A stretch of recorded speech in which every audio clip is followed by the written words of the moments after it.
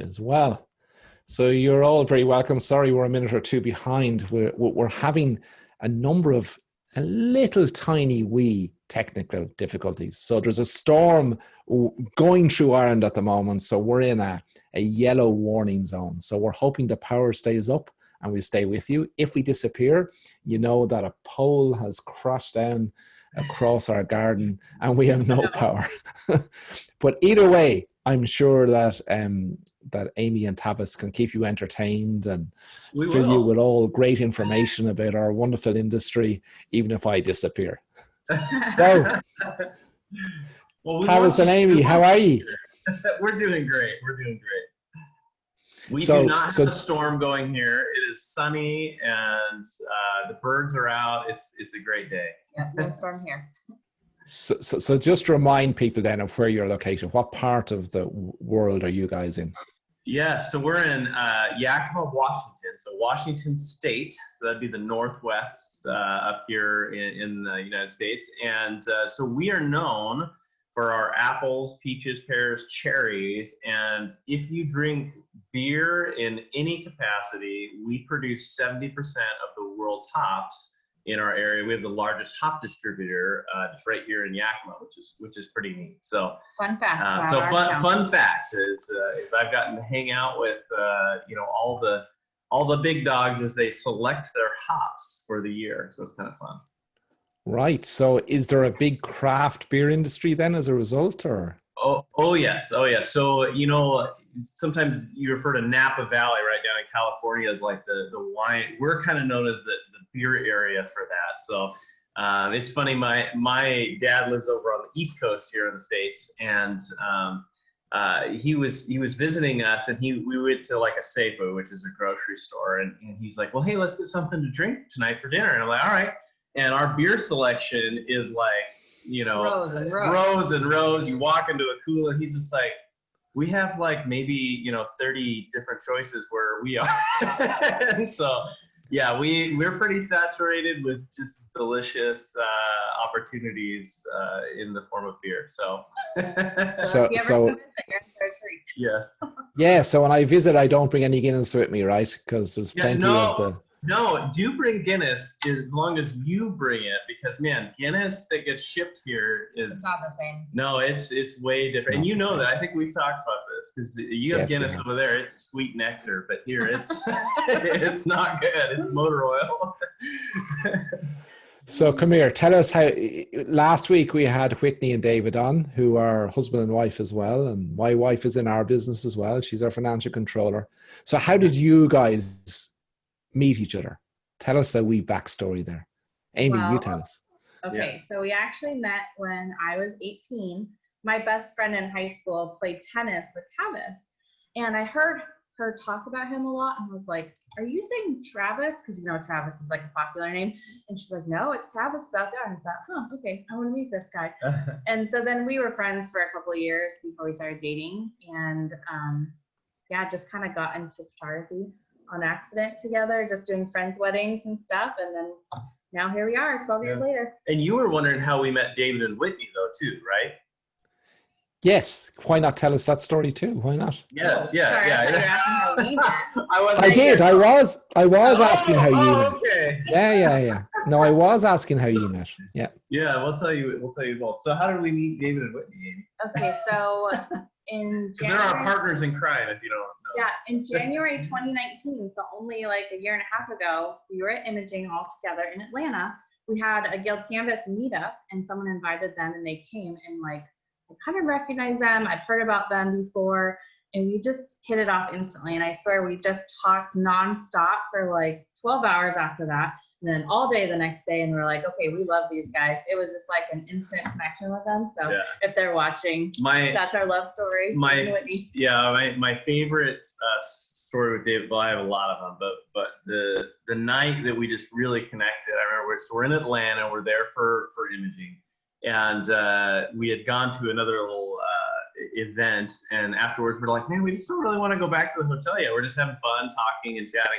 And David's like, well, let's just go to a diner. And I go, a diner in downtown Atlanta? He's like, sure.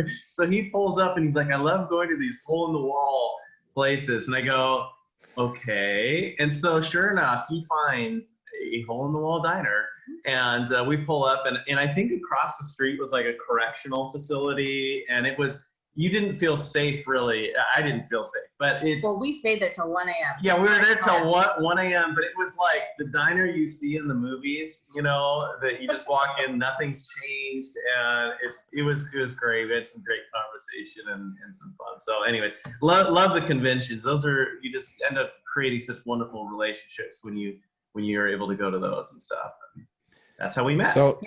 So in summary, Amy, it was love at first sight between you two guys, and Whitney says it was friends at first sight when they met you. So they're with us here online. Yep. So tell us then, how did you get into photography? How did you start in photography? Were some of your family members photographers, or how did all that come about? No, none of our family members were. We actually started as a videography company, videoing weddings. It was just, like I said, just a side thing that we kind of fell into. The summer of 2008 was when we started doing friends' weddings. And then quickly people started asking us about doing photography too. So it really was just that simple. And we were like, well, yeah, I guess you could do that. And I remember asking our wedding photographer, like, so what lenses do we need? Or like, how do you be a wedding photographer? Yeah. So we just kind of like started learning, and it was all self-taught. And we were in college at the time. So we both graduated with our degrees, but not in photography, and more business side of things. So yeah, started back in 2008. Yeah. And you started doing destination photography then, right? Or for weddings around the world, or? Yeah, so we've been just blessed to have opportunities to do that. I mean, when we first started, of course, we didn't have kids. We were just newly married, so we're down for anything, and we didn't know what to expect, right? We just fell in love with photography, like Amy said. At a young age, she had been doing photography, and then here we go, going full bore, really with weddings. And so we did a ton in just the Northwest area here. And then through that, we ended up just making connections with people getting married in Mexico and Hawaii, and just, different states. At one point, we did a couple weddings over in Zambia, Africa, which was really great. And so yeah, we've, photography's really taken us all over the globe, which is great, because one of Amy and I's favorite things to do is to travel. And so it really kind of checked the box for us with that, especially right now in these times, right? We can't travel, so we're kind of like, stuck in a box, but but we think back of those fond times where we could. Yeah. Very good. So talk about the transition then into portraiture. How did that come about?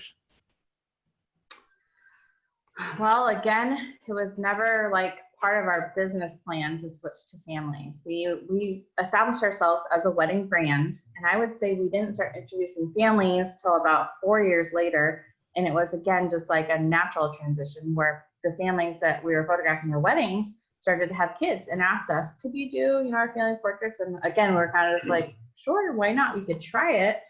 And now, 12, 13 years later, we're probably heavier on the family side this year, even than we were with the weddings. So it was just kind of like this natural progression when we were young, and when we just got married, we were doing lots of weddings. And now that we're not that much older, but a little older, and we have our own young kids, it's just natural too.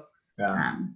I remember a friend of mine, Marty Huey, he's over here in this area, just a very established, amazing photographer. And we were talking one time at a conference, and he was saying, you oftentimes photograph the season that you're currently in more than any other season. And so like Amy said, when we were younger, just married, we were really doing a lot of weddings. And although we still are doing a lot of weddings, now that we have kids, we can really resonate with those families and the important seasons that are happening, because they're fresh for us too also. And so we find ourselves doing that. And it came up because we were joking. He's, been doing this a long time. And he's like, well, I'm wanting to get into senior portraiture and not high school senior, but we're a senior citizen portraiture. He's just like, that's the season I'm kind of going towards right now. And so we were joking about how we just are always photographing where we are in life also.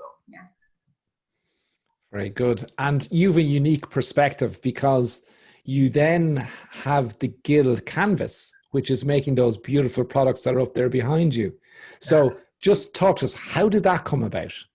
Yeah, so Ken Whitmire is the founder of that company. He founded it over 50 years ago.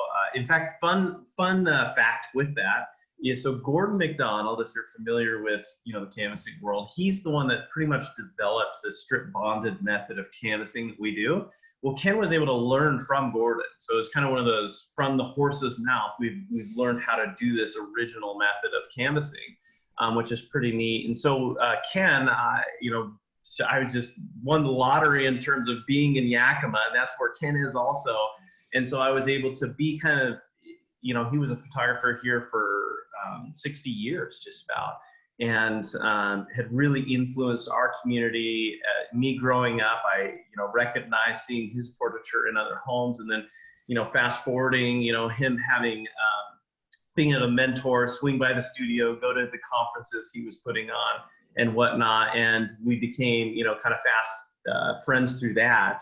And ultimately, I fell in love with what he, was doing with the canvassing side. And of course, his son Ward really taking what he learned and multiplying it in terms of quality and all that as well. And so that's kind of how it initiated. And then when Ken passed away, it was just one of those things where it's like, we want this to stick around in the industry. And before Ken had passed away, I had already been in conversations with him about, hey, what does it look like? How can I be involved in the canvassing company? What's kind of your goals and stuff with that? And so we had an opportunity to take the reins and go for it. And so we were just blessed, that the family, trusted us with that. And, we're excited that we're, keep pushing it on and make it something that, our kids, can be involved with as they grow up and get older too. So I know absolutely nothing about canvases, right? But before we went live, I watched your YouTube as to how you make them. Yeah. So it seems quite an intricate process. But what makes a Guild canvas different from what I might get elsewhere? Yeah. Well, I mean, there's lots of, when you say the word canvas, canvas is just simply, the raw material, right? And so what you do with that is depends upon what the end product will be. And so I always like to compare it to, making a chocolate chip cookie recipe, right? They're all going to have eggs and flour and chocolate chips, but how you put those things together will determine on whether or not that cookie is going to win a competition or whether it's just going to be okay, somewhat edible, or you might throw it away. Well, with our canvassing, we do what's called the strip bonded method, which is we're taking a photographic image, we're mounting that into the canvas. There's many steps, in that process. But ultimately what you end up with is something that, with the photographic print, you get those rich colors, that detail, all that stuff, because it's its own substrate.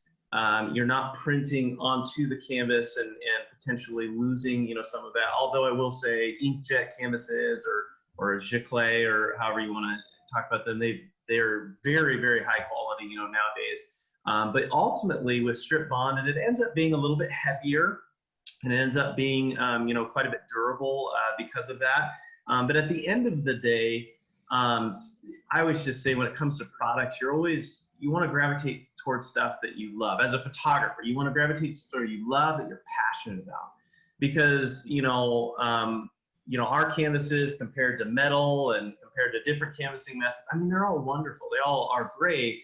But our canvas, for some reason, people can get really passionate about. And what happens is when you're passionate about the products you offer your clients, when you are in a selling position or you're in a position to present these to your client, they are just hook, line, sinker because they see that passion. It's not fake. You're not just peddling products. It's something you believe in. And so our canvassing method, it just is something that people can really attach themselves to and just really become passionate about.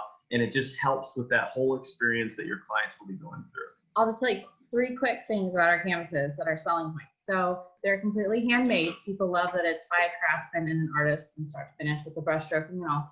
They're so durable, you can bounce a tennis ball on them. We show that in our video. Or eat spaghetti off of them. Yeah, so and they're really easy to clean with Windex or water. So that's another thing. Okay, so Tavis told a long story. I just wanted to give my quick 2 cents. So you can edit my part out, right? I can see. Amy's just going to say, let's just cut to the chase here. Here's the reason why. 1, 2, 3. Exactly.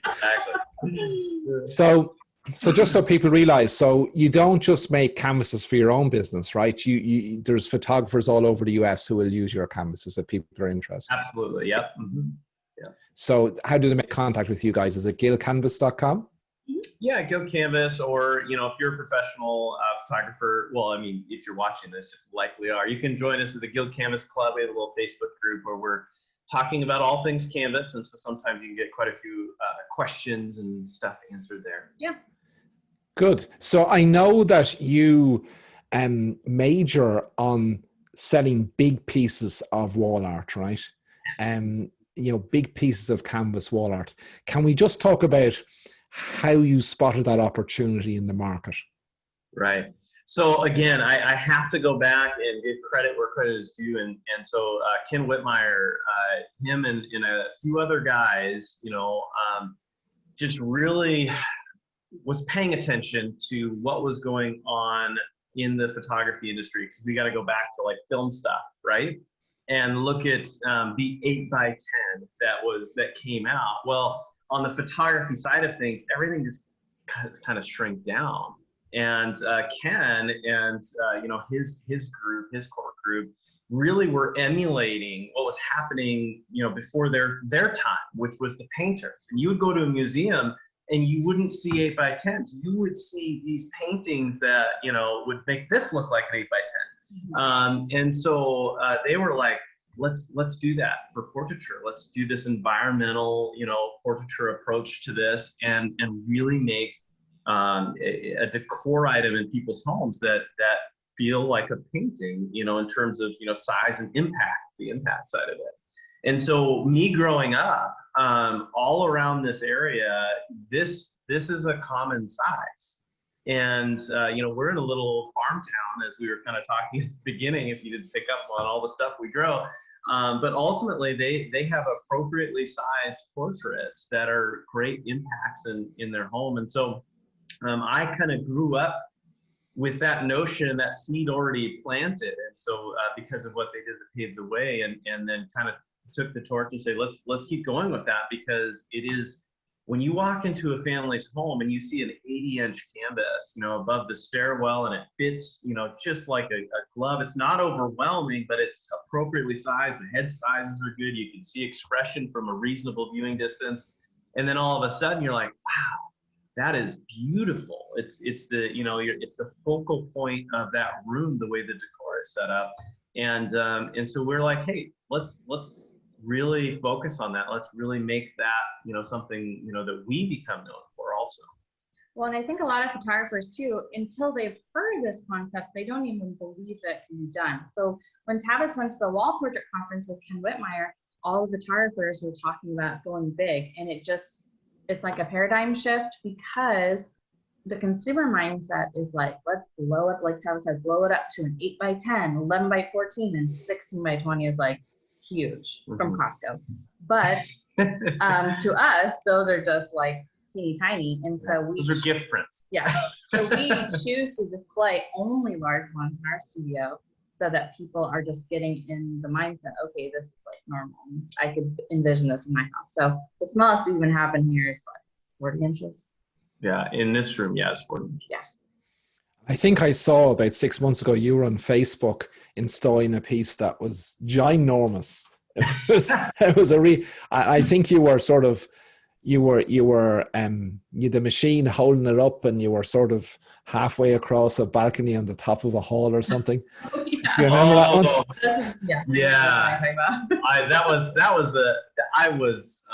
That felt sketchy. It looked sketchy and it felt sketchy. Well, I love to put those risky photos out there. That was like, I think it was a 72-inch canvas, but it had a 9-inch frame on it. And so it was massive. It's Heavy. super heavy. And I go into the client's home and he's like, yeah, we're thinking we want to do it up there instead of, this other spot we were talking. Well, it's 16 feet up in the air. And so we have 2 ladders going up. I mean, it was challenge accepted. We got it up there. We did, and it's still there, which is the important part. Yeah. But we use some bracketing systems. I'm like, this thing isn't going anywhere. So Abra asks, what's the average size that you sell?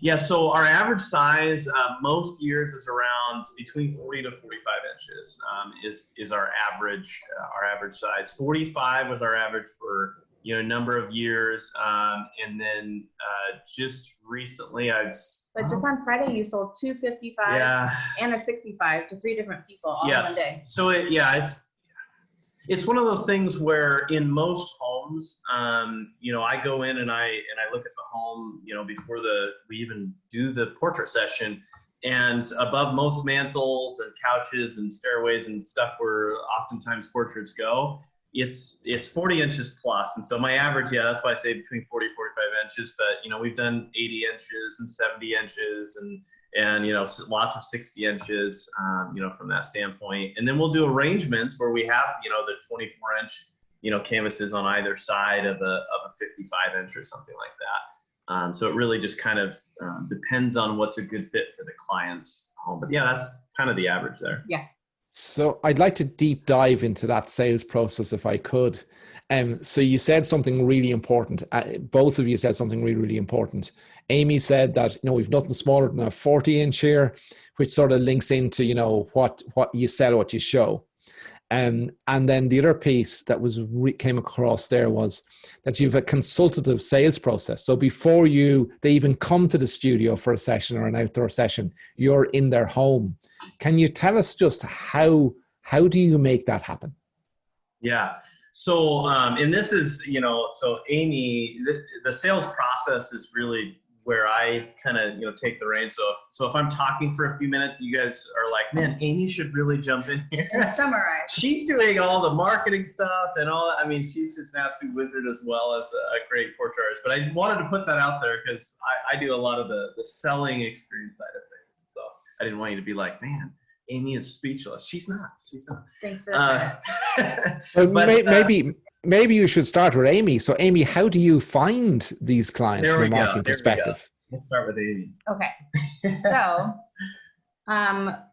selling high-end wall art doesn't happen by accident. You don't just get up a sample and people come in and then you just assume they're going to want to buy it. It's like quite an extensive process that we've been perfecting over the years. So it took us a long time to get to these things that we do now, but it starts on our website. So that's the first point of contact, and everything points to wall art. You are commissioning us for your wall art. Here's pictures of people's wall art on, in the wall, in their home. It gets them in the mindset. So on our social media and on our website, we're not just posting, here's a cute digital image, here's a cute one. I mean, we do sometimes, but it's not all like that, like it was in the beginning. We are so focused on wall art that if they walk in not knowing that we do wall art, then they just were really not paying attention. So that really filters out a lot of the calls we get. If they go to our website, call us, email us, they are already thinking, yes, I like wall art, this is what I want. So that eliminates a lot of the people calling like they did before, just saying, how much is an 8x10? Or, I just want all the digitals, whatever. So it starts there. Then we actually do a lot of sessions complimentary because people don't always know that they want a portrait until they've gotten behind the camera, and they see themselves and they feel the emotions of seeing themselves up on the wall and those happy feelings of their family together. So a lot of times we will just give sessions away to people we feel like, could be a good fit with us. So it's not always about, so the sale doesn't always happen right away. A lot of times we're just offering those sessions, getting people in the door, and then that's where Tavis takes over. Yeah. So once we have, people coming in and we've developed this relationship through many different marketing avenues, like Amy said, I have a saying that, I heard and now I regurgitate. It's like, you're only as good as your last at bat.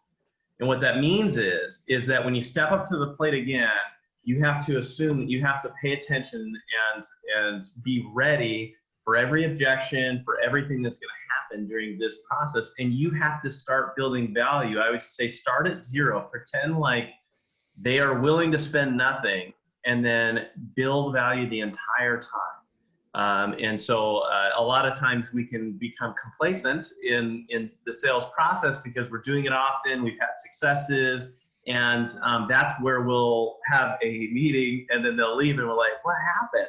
And it's because we weren't practicing those. And so you mentioned before Amy jumped into this, how we get the clients, kind of our process, our sales, experience is what I like to call it. And really we have 5 or 6, touch points. So we have the phone call, the portrait planning meeting, the portrait or the go see, which is where we go to their home and look at where the portraits are going, the session itself, and then the IPS meeting, if you will, or the sales session, whatever you want to call it. And the 6th one is actually the installation. So I do go and I install all these for our clients. And so when people first call in, our goal is to get in front of them, either on Zoom or having them come into the studio, because you cannot build value in large wall art over the phone. So if they call, you don't start planning the session there and talking about it, because then they'd be like, well, how much is this canvas? And you say, oh, that canvas is $3,500. You've lost them. So, the value is going to be built face to face when they really are understanding that vision and getting sold out for it. So yeah, that's our first thing, is when they call in, just get them in front of you. Yeah. Okay, go ahead. So Ronan, tell me, because those are kind of the five points, and I can go through each one if you like. That may, or what do you want let's to know strap in. But what sounds the most intriguing to you, and then we can take a deep dive in those. So what I would like to know is if I'm a photographer and I'm not where you guys are yet, so I need to focus on getting there. And Amy's already said, you're not going to do this overnight. It's a journey. So you have to align your marketing and your sales process. Where should I start? Yeah. So, okay. So here's, if you're just getting going, or maybe you've been in photography 2, 3, 4 years, but now you're like, hey, I'm going to take this seriously. I'm going to, maybe you're already working another job and this is your side hustle. This is your after work weekends thing. I always just say, first thing is mentally, we need to set a realistic expectation that building a business it takes a lot of time, and you want to make sure that you're ready for that. In the sense that if no one's ever told you that you're that you're gonna just need to spend a lot of time grinding and educating and learning and creating systems, then what happens is you end up creating something that you resent. And so I want to make sure that those of you that are like ready to jump in and take a deep dive, that you do it with the correct expectations, so that you still love what you do when you've reached a point where you would that's your goal that you've hit, and your success, if you will, by how you've defined it. So where I would start is a couple different places. The first is developing relationships in your community. And so doing that by, going to different events. I know 'tis the season. It's tough for event stuff, but we can be creative, and we can still, be there and support our local, whether it's auctions or different, awareness things that are going on. Just be a community member that's supporting different movements that you believe in and that you're passionate about. And then through that, you'll find yourself rubbing shoulders with other people in the community that are rooted. And that's the key, is when you are connecting to the people that are in your area, your valley, that have their roots there and are also investing in the community, you end up creating relationships that inevitably turn into, they will be your ideal client in the future. And that takes time, right? And so there's no quick marketing, hit a button, boom, clients just fall out of the tree. We have to start the relationships and doing that. So that's what I would encourage all photographers to do, is to be sociable, is to go out and connect with people, go to different stuff. I love Zach and Jody Gray. Zach one time said at a conference many years ago, he says, your net worth is your network. And it's so true, especially in a pandemic time. all that network gets tested, and you realize that a lot of your financial streams are coming from who you've connected with over the years.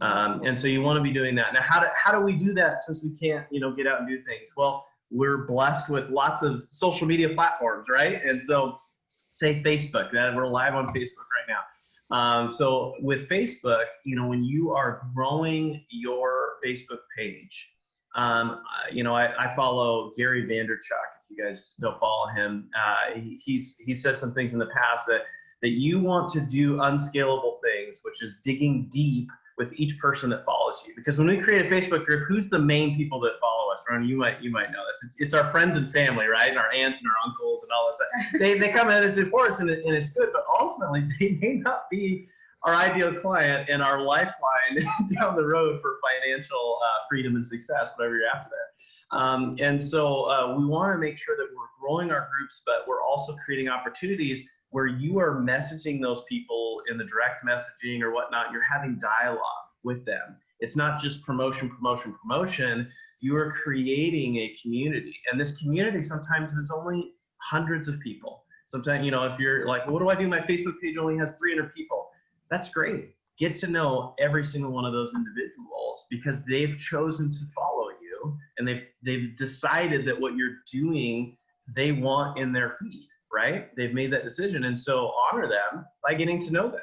And when you do that, and as your page grows to 500 to 800 to 1,000, well, if you knew 1,000 people that you were all in the instant messaging with each other, and you ran a promotion, that promotion is going to be wildly successful. And so that's important to be able to develop those relationships. So that's where I would start is creating the relationships, and then definitely be segueing into creating systems for your business. Having email templates come through. Amy is just like the system master. So Amy, what is like the main systems that were the lifelines for us when we began to actually grow and get a lot of clients? Easy.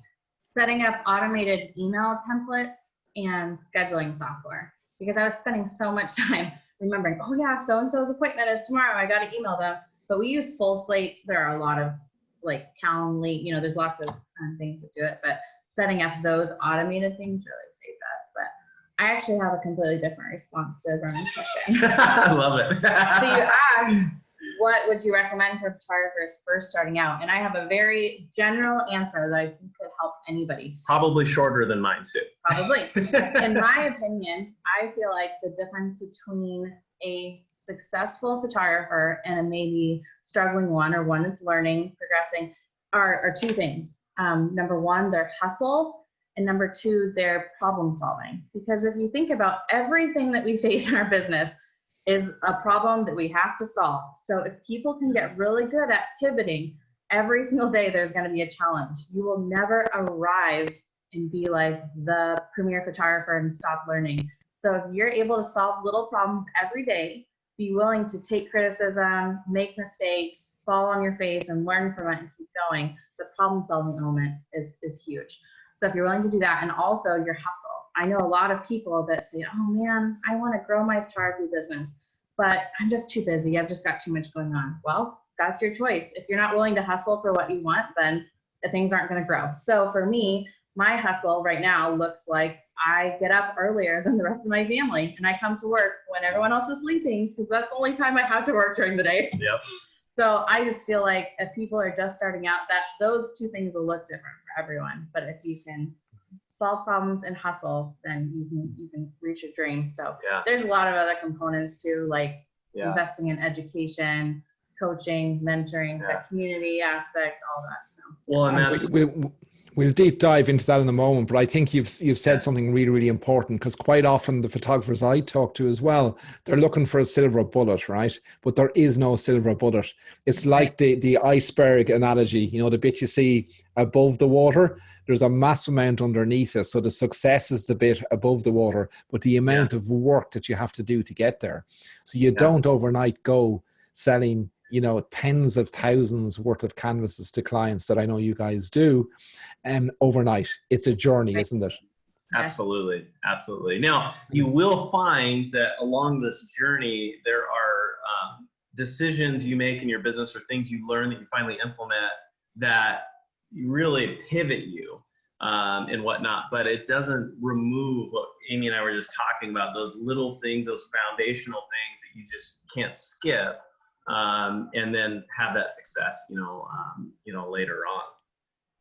So Amy, I know we didn't deep dive into an area that you talked about a little earlier, but I think it's really important that we do. And you talked about the alignment of everything from the images they see on your website, but even on your social media. I see a lot of photographers who just show images, but you show the image finished and being installed in situ with happy clients there watching, right?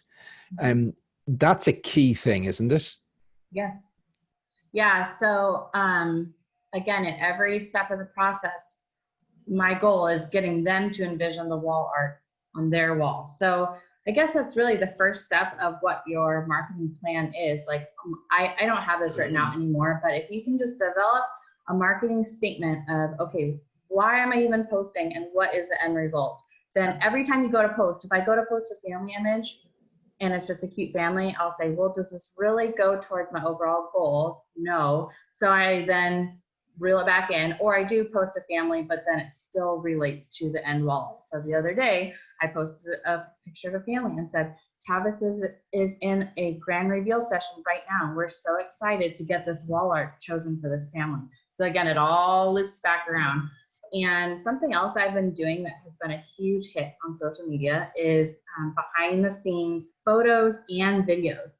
So I will go to a session with my children. They're playing, doing something while Tavis is photographing. You'll see them from time to time. Yeah. Like a cute family and a cute dressed outfit. And then homeless looking kids.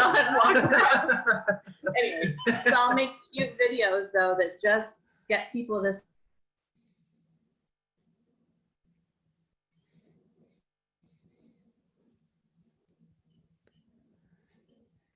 I don't know. I don't know whether it's me or you guys, but one of us have frozen. See what a session is like. It's all video. You're frozen for me, but now you're back. There we go. I'm back. It was me then that must have froze. That's okay. No, you guys are well able to do this without me. You just keep on going. No, I think people probably got the gist of what I was saying, so hopefully that answers that. Was there another question that I didn't answer? Yeah, well, I have a question on price. So Ron wants to know, he said, you mentioned that you don't discuss price on the phone in that initial consultation. Yeah. When do you plant the price piece? What part of the sales process?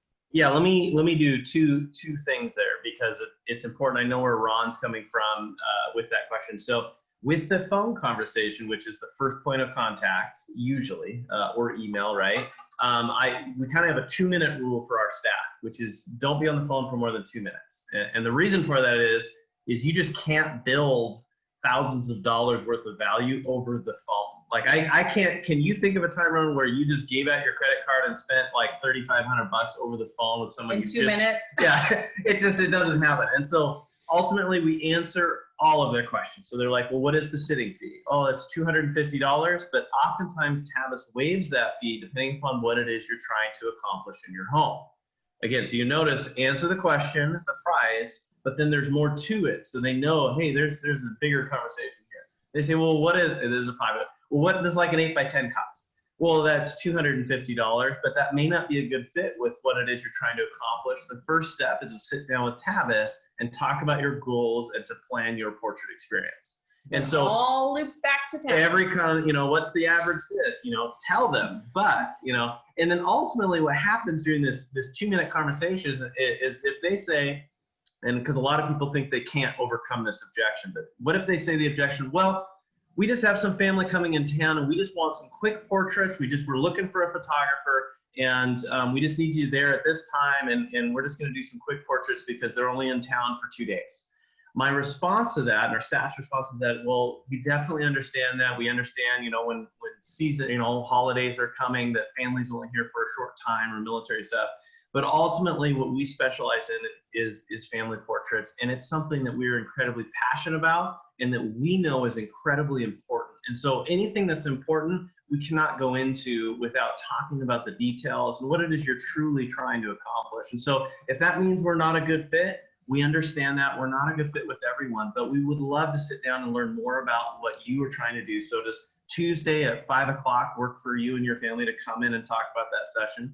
Because it reveals to them that, first of all, you may be the 5th photographer they called. And you're the only one that's saying, this is really important. We need to sit down and talk about this. Well, that's going to set you apart. And it's also, it's going to weed out those people that really, truly just want a run and gun experience that's going to be clunky the whole time because we're not accomplishing our goals.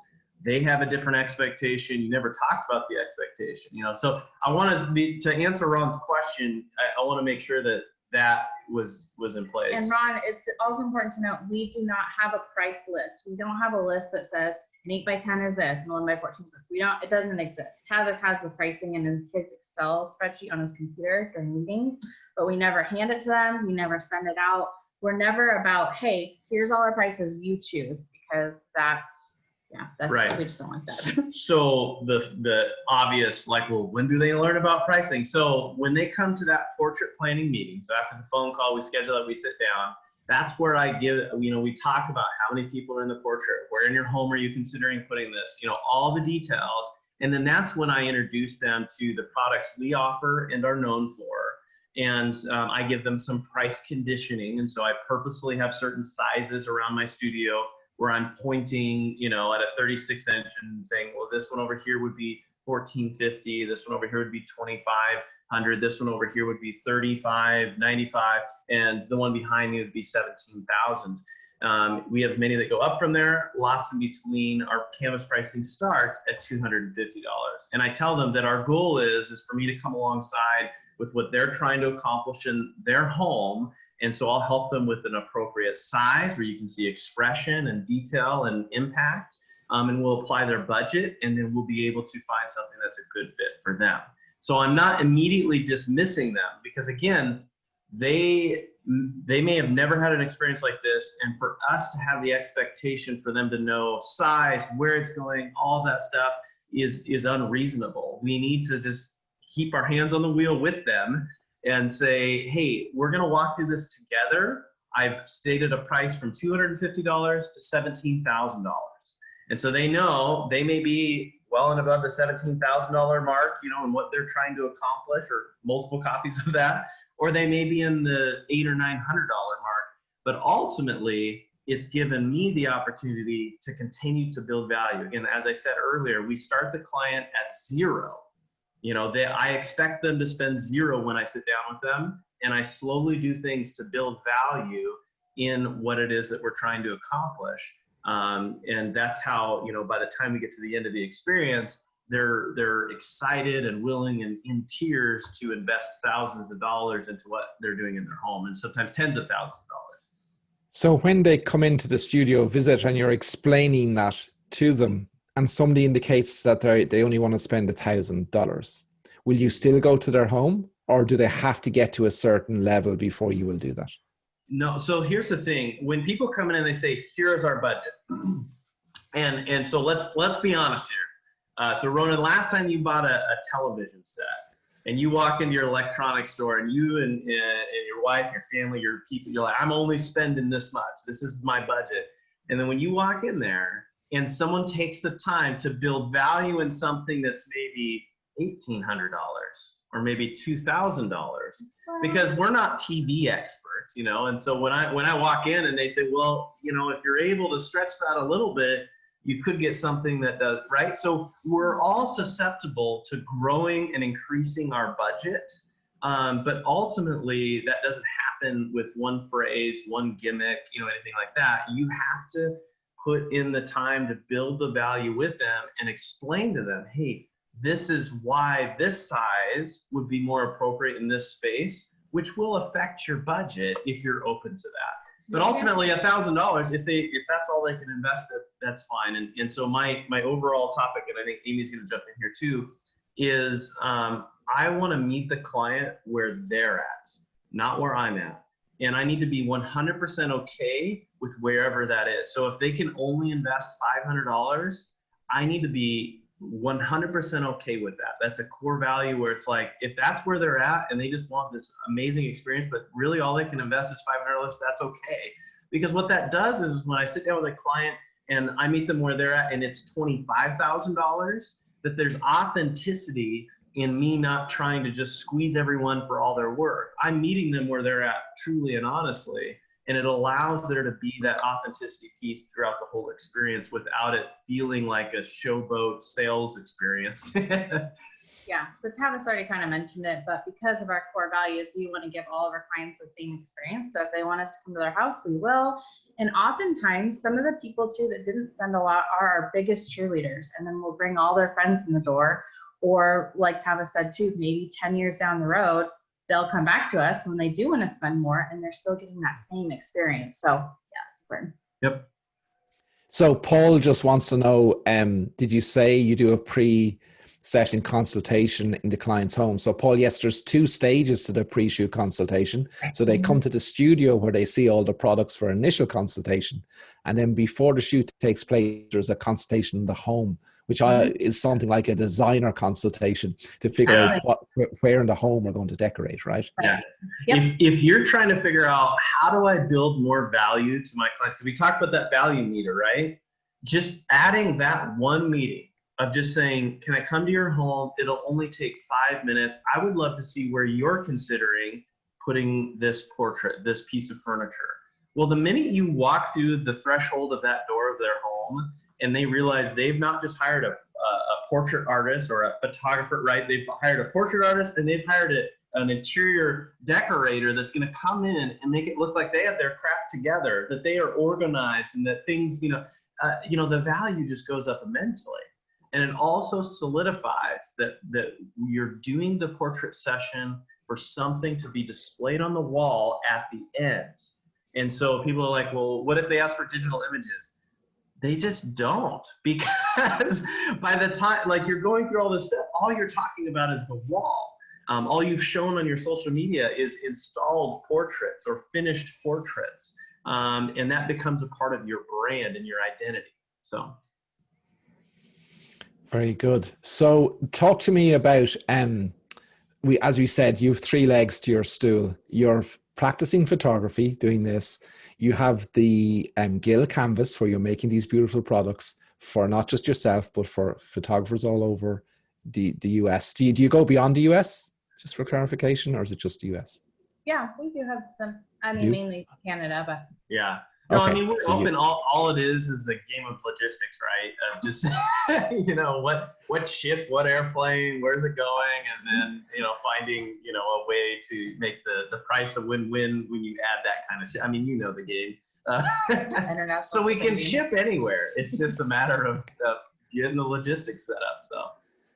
And then the third piece of the jigsaw then, or the third leg of the stool, is we've got Tribe of 5, right? Just talk to us about Tribe of 5, how that came about, why it's structured the way it is, why you partner with David and Whitney on it, and just tell the audience about that.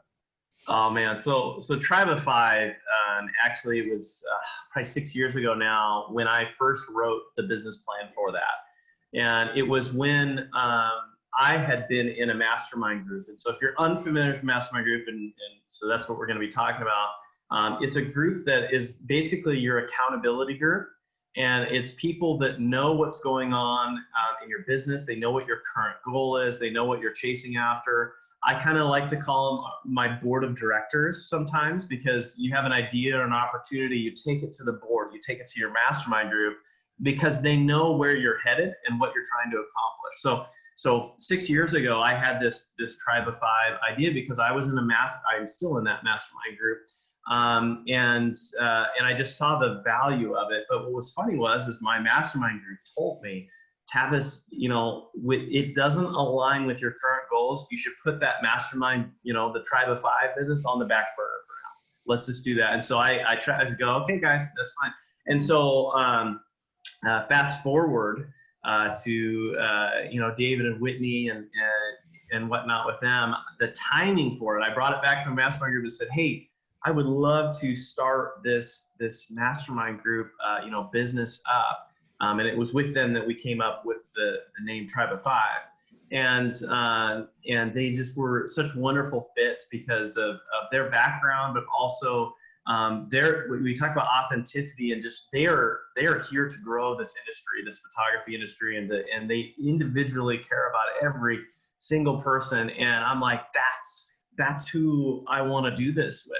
You know, that's who, you know, it aligns with everything we want to accomplish. And we just feel like Tribe of Five can have such a great impact on our industry, because ultimately what it's doing is it's creating a place for photographers who are usually, you know, solopreneurs. We're by ourselves usually most of the time. I'm lucky because, you know, I'm doing it with my wife, but sometimes people don't have spouses and whatnot, and you're doing it by yourself. And you need that mastermind group. You need the other people that are thinking about your business also, and helping you along with your goals, and then holding you accountable to those goals. And it becomes, I call it my unfair advantage in all of our businesses, because I have a group of guys that if I have to make $100,000 decision like this, and I have minutes, I can send out a message, make a couple phone calls, and they know enough about where I'm at, and I know enough about where I'm at. And with that combined, they're like, no brainer, do it, you know, sort of thing. You're able to make decisions that are fast, concise, and that you can say, this is a good decision.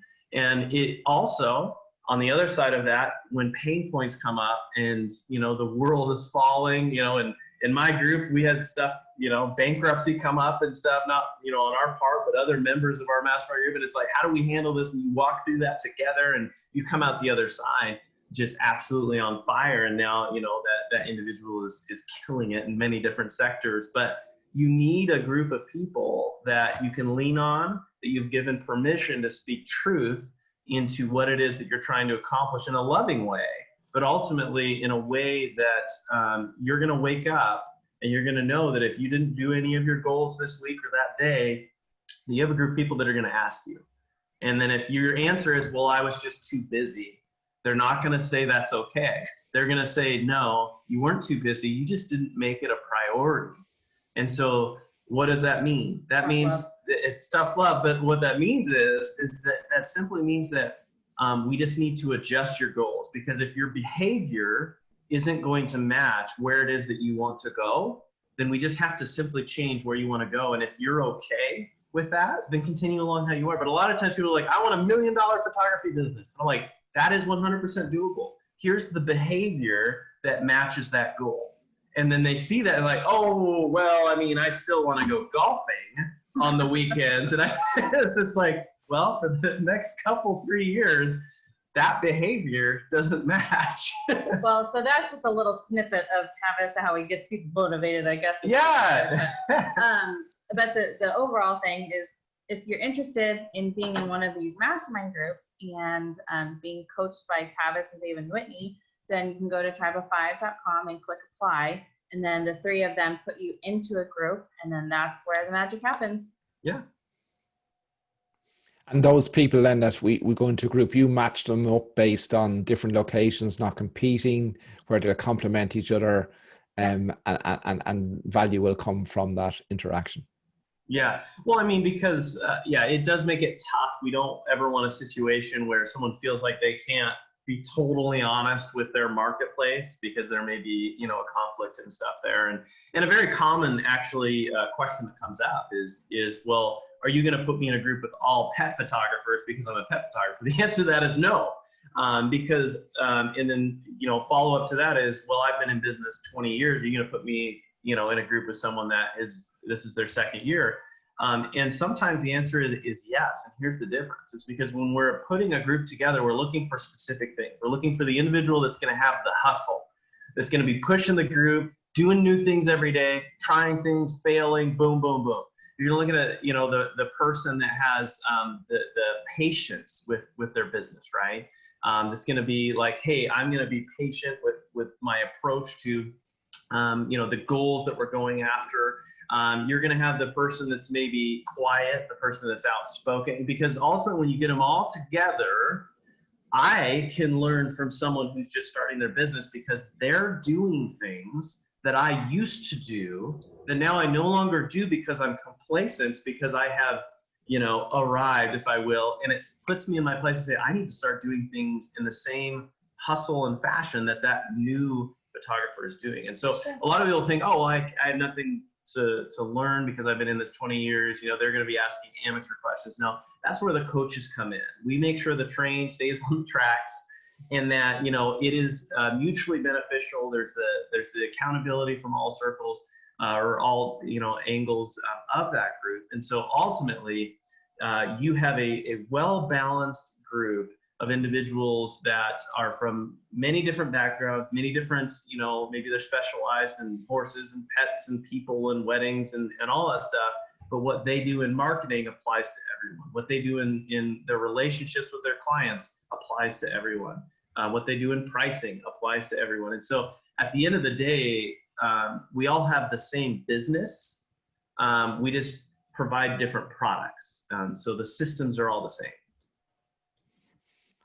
That's a great piece of advice. So I'm going to ask you both for one last piece of advice. So a lot of businesses have been coming through this COVID experience, and some places have been in lockdown or quarantine, as you say in America, lockdown, we say in Europe. Have you noticed any change in the level of business or the attitude of your customers to the business? Have you any last piece of advice around that piece? Yeah. So Amy, you can say something, then I'm still thinking. You're still thinking? Well, when it comes to attitude, and we were having a little pre-conversation before we jumped on here, our clients where we're at, they're ready to get their portraits created. They're ready to go. Their family's growing at the same rate.